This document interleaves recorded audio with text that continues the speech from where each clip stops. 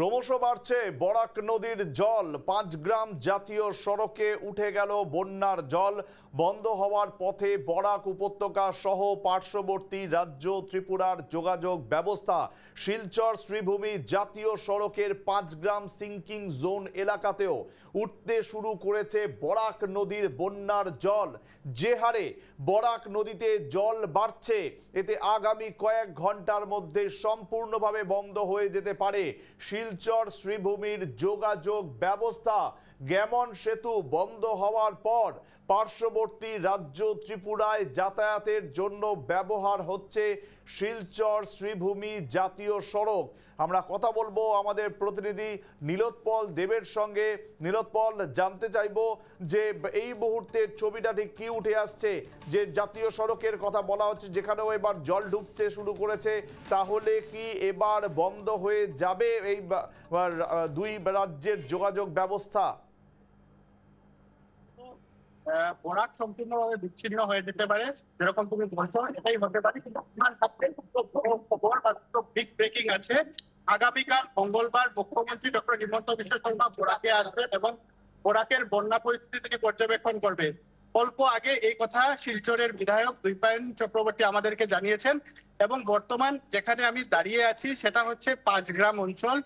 জাতীয় সড়ক ৫৩ নম্বর জাতীয় সড়ক এই মধ্যে দিকে পার হচ্ছে, কিন্তু বর্তমান বরাক নদী আমি দেখানোর চেষ্টা করবো। বরাক নদীর জল এই ৫৩ নম্বর জাতীয় সড়কে প্রবেশ করেছে ৫ গ্রাম সিঙ্কিং জোন এলাকায় এবং দেখা গেছে যে পুরো জলমগ্ন হয়ে পড়েছে। আর কয়েক ঘন্টার মধ্যে যাতায়াত সম্পূর্ণ স্তব্ধ হয়ে যেতে পারে।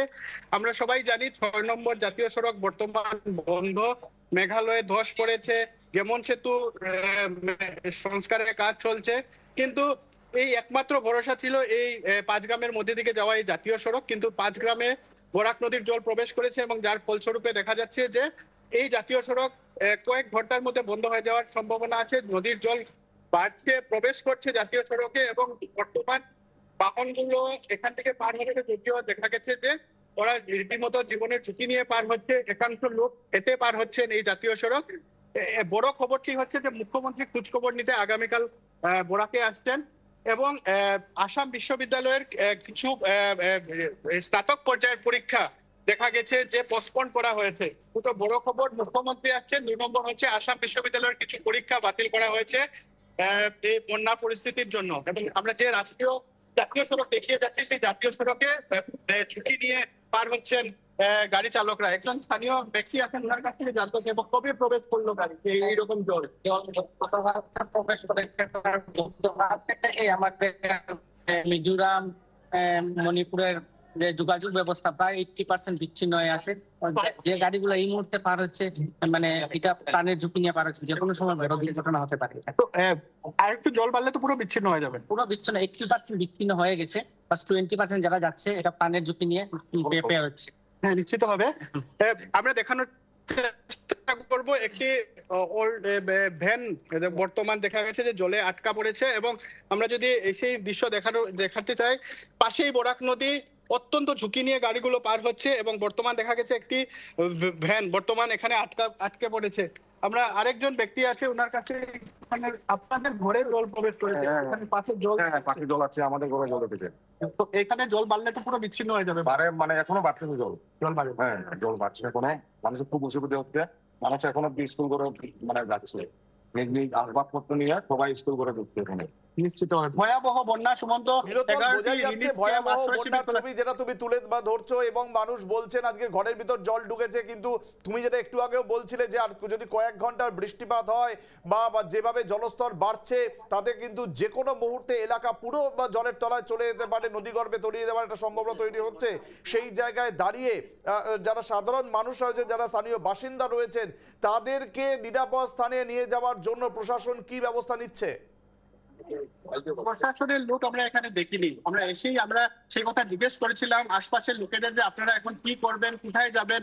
ওরা বলছে যে পাশে ৫ গ্রাম হাই স্কুল আছে, সেখানে আশ্রয় নেবেন, কিন্তু প্রশাসনের লোকে আমরা দেখতে পাচ্ছি না।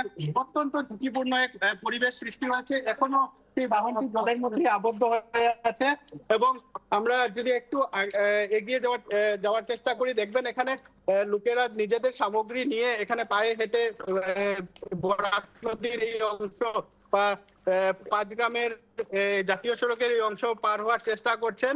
এক ভয়াবহ দৃশ্য দেখেন, এই যে আটকে পড়া ভ্যানটাকে এখান থেকে সরানোর চেষ্টা চলছে, সব স্থানীয় লোকেরাই করছে, না পুলিশ প্রশাসনের লোক আছে, না এখানে জেলা প্রশাসনের লোক আছে, না সার্কেল অফিসের কোনো লোক এসে উপস্থিত হয়েছে। ভয়াবহ দৃশ্য। এবং এখানে কতখানি জল আমি দেখানোর চেষ্টা করব। এখানে পুরো 1 হাঁটুর থেকেও বেশি জল আছে। এবং ভয়াবহ দৃশ্য, পাশে বরাক নদী এবং বরাক নদীর এখানে এতটুকু অব্দি দেখা গেছে যে জাতীয় সড়কের উপরে জল প্রবেশ করেছে। যে কোনো সময়, আমি আবার বলছি, কয়েক ঘন্টার মধ্যে সম্পূর্ণ বিচ্ছিন্ন হয়ে যেতে পারে বরাকের আভ্যন্তরীণ যা যোগাযোগ ব্যবস্থা আছে। কারণ এই জাতীয় সড়কই একমাত্র ভরসা ছিল বরাকের যানগুলো চলাচল করার জন্য। এবং দূরের আমরা দৃশ্য দেখাচ্ছি, সেই ভ্যানটাকে দেখা গেছে যে ঠেলে দেখে পার করানোর চেষ্টা চলছে। এক ভয়াবহ দৃশ্য সুমন্ত, বলতে হবে। জল প্রতি মিনিটে, প্রতি ঘন্টায় দেখা গেছে যে বৃদ্ধি হচ্ছে। হাইলাকান্দি জেলার যে প্রধান নদী আছে, এটার মধ্যে হচ্ছে বরাক প্রমুখ নদী, প্রধান নদী, এবং ধলেশ্বরী, কাঠাগাল, প্রত্যেকটি নদীর জলস্তর বৃদ্ধি হচ্ছে। এবং অত্যন্ত ঝুঁকি নিয়ে যানবাহন গুলো পার হচ্ছে। আশপাশের ঘরগুলো জলমগ্ন, সম্পূর্ণ জলের তলায় আছে আশপাশে যেগুলো ঘর আছে। এবং এক ভয়াবহ বন্যার পরিস্থিতির দিকে এগোচ্ছে হাইলাকান্দি এবং সমগ্র বরাক উপত্যকা। কিন্তু যেটা বড় খবর সামনে আসছে, বিধায়ক দৈপায়ন চক্রবর্তী দাবি করছেন যে আগামীকাল মুখ্যমন্ত্রী আসবেন এবং মুখ্যমন্ত্রী বরাকের বন্যা পরিস্থিতির খোঁজ খবর নেবেন। যে মুখ্যমন্ত্রী যাবেন, মুখ্যমন্ত্রী যাওয়ার পরে নির্দেশ দেবেন, তারপরে কি কাজ হবে? তাহলে এই বিধায়ক, এই প্রশাসনের লোকজন তাহলে কি করছেন? মুখ্যমন্ত্রী তো যাবেন নিঃসন্দেহে, মুখ্যমন্ত্রী তো মানুষের জন্য প্রতিনিয়ত কাজ করে চলেছেন, কিন্তু যারা এখনো পর্যন্ত সেখানে দায়িত্বে রয়েছেন তারা কেন কোনো পদক্ষেপ করছে না? কেন সেখানে প্রশাসনের মানুষদের দেখা যাচ্ছে না? অত্যন্ত গুরুত্বপূর্ণ।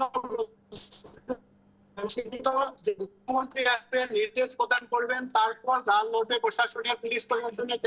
এখানে আপনার থেকে আসছে, কিন্তু এখনো আমরা পুলিশ প্রশাসনের একটি সাইনবোর্ড দেখিনি যে বাহনগুলো স্লো গতিতে চলবে। সেই সাইনবোর্ডও এখানে লাগানো নেই। এখানে কোনো সার্কেল অফিসের লোক নেই, জলসম্পদ বিভাগের কোনো লোক আমরা দেখিনি। লোকেরা নিজেরাই দেখা যাচ্ছে। তোমার কথা কোনোভাবে কাটছে, নেটওয়ার্ক সমস্যা হচ্ছে, বোঝাই যাচ্ছে তুমি যে পরিস্থিতিতে আছো তাতে নেটওয়ার্ক সমস্যা হওয়াটা খুব স্বাভাবিক। নীলোৎপল, তুমি সাবধানে থাকো, আমরা আবারও তোমার সঙ্গে পরে যোগাযোগ করব। যে ছবি উঠে আসছে সেই ছবি অত্যন্ত ভয়াবহ ছবি, অত্যন্ত ভয়াবহ ছবি আপনাদেরকে দেখাচ্ছি আমরা। নীলোৎপল এবং আমাদের ক্যামেরা পার্সন প্রতিনিয়ত একেবারে গ্রাউন্ড জিরোতে নেবে। জিরো এখন কি, এখন শুধু জলে ভাসছে তারা। আজকে তাদের পা হাঁটুর ওপরে চলে গেছে জল, এবং ঠেলে ঠেলে সেখানকে বিভিন্ন গাড়িকে পার করা হচ্ছে। দেখুন, শুধুমাত্র একটা টেপ দিয়ে জায়গাটাকে ঘিরে দিয়েই প্রশাসন খালাস। প্রশাসনের কোনো আধিকারিকের দেখা নেই সেখানে, পুলিশের দেখা নেই সেখানে।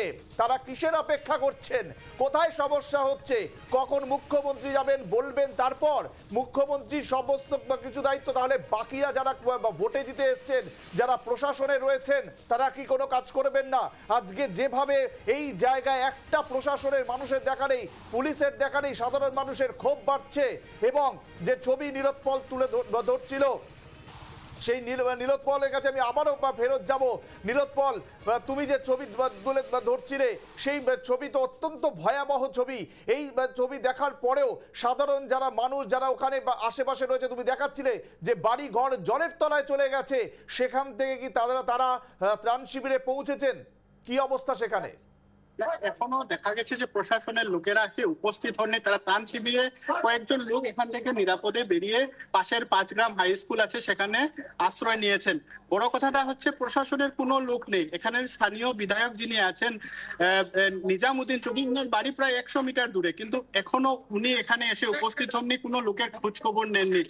বরাকের লাইফলাইন বলতে হবে এই 5 গ্রামকে। এই লাইফলাইন যদি বিচ্ছিন্ন হয়, সমগ্র বরাকের যোগাযোগ ব্যবস্থা বিচ্ছিন্ন হয়ে পড়বে। 3 জেলার প্রশাসনে এখানে ব্যবস্থা গ্রহণ করতে পারে, কিন্তু প্রশাসনই হোক, হাইলাকান্দি হোক, শ্রীডুঙ্গি হোক বা কাছাড় জেলার প্রশাসন হোক, কোনো ব্যবস্থা গ্রহণ করছে না। যার ফলস্বরূপে প্রতি মুহূর্তে জল বাড়ছে আর যে কোনো সময় বিচ্ছিন্ন হয়ে যেতে পারে। এই বরাকের যোগাযোগ ব্যবস্থা তুমি যে প্রশ্ন করছিলে, এই লোকেরা বর্তমান বলতে হবে জলবন্দী হয়ে আছেন। একাংশ লোক এখান থেকে বেরিয়ে 5 গ্রাম হাই স্কুলে আশ্রয় নিয়েছেন, কিন্তু আরো অনেক লোক এখনো জলবন্দী অবস্থায় আছেন এবং তাদের আশঙ্কা যদি অল্প আরো বৃষ্টি হয়, নদীর জল, বরাক নদীর জল যদি বৃদ্ধি হয়, তারা পুরোভাবে তাদের ঘর ডুবে যেতে পারে, সঙ্গে এই জাতীয় সড়কও পুরো ডুবে যেতে পারে এবং বরাকের যোগাযোগ সম্পূর্ণভাবে বিচ্ছিন্ন হয়ে যেতে পারে। স্বাভাবিকভাবেই সেটা বিচ্ছিন্ন হবে। নিরোৎপল, তুমি যেটা বলছিলে যে 100 মিটার দূরে মাত্র বিধায়কের বাড়ি, তাহলে তিনি এখনো কেন আসছেন না? তুমি একবার যদি তার সঙ্গে কথা বলার চেষ্টা করো যে কি কারণে তিনি এখনো পর্যন্ত কোনো পদক্ষেপ নিলেন না, কি কারণে প্রশাসনের কোনো আধিকারিককে সেখানে দেখা গেল না, বিধায়কের নির্দেশিকা এই বিষয় কি? নিশ্চিতভাবে 5 গ্রামে অঞ্চলে একজন নয়, আবার একজন বলা ভুল হবে, 2 জন বিধায়ক আছেন। খলিলুদ্দিন মজুমদার যিনি কাঠিগড়ার বিধায়ক এবং আলগাপুরের বিধায়ক দুজনের বাসা এখানে 5 গ্রামে। তো বিধায়ক কেউ নেই, প্রশাসনের কোনো ব্যক্তি নেই। আপনি যেরকম বলছিলেন এগুলো ডেঞ্জার সিম্বলের স্পিকার লাগিয়ে প্রশাসন এখান থেকে এক প্রকার করতে গেলে দেওয়া হয়েছে এবং এরকম। আবার তোমার সঙ্গে কথা সমস্যা হচ্ছে নীলোৎপল, তুমি সঙ্গে থাকো, আমরা যোগাযোগ করছি। এই মুহূর্তে যে ছবি আপনারা দেখতে পাচ্ছেন, নদীর জল জাতীয় সড়কের ওপর ভাসছে। জাতীয় সড়ক আশেপাশে যে সমস্ত মানুষরা থাকেন তারা কিন্তু এদিক ওদিক চলে যাচ্ছে, ত্রাণ শিবিরে পৌঁছে যাচ্ছেন এবং প্রশাসন কোনো আধিকারিককে দেখা যাচ্ছে না, পুলিশের কোনো ব্যক্তিবর্গকে দেখা যাচ্ছে না। আপাতত তোমাকে ধন্যবাদ নীলোৎপল, তুমি পরিস্থিতির দিকে নজর রাখো এবং চেষ্টা করো যদি বিধায়কের থেকে কোনো বক্তব্য তুলে ধরতে পারো আগামী সময় সেই বক্তব্য আমরা তুলে ধরবো আমাদের নিউজ লাইভ বাংলার পর্দায়। 5 গ্রাম জাতীয় সড়কে দেখুন উঠে গেছে বন্যার জল, বন্ধ হতে পারে শিলচর শ্রীভূমির যোগাযোগ ব্যবস্থা।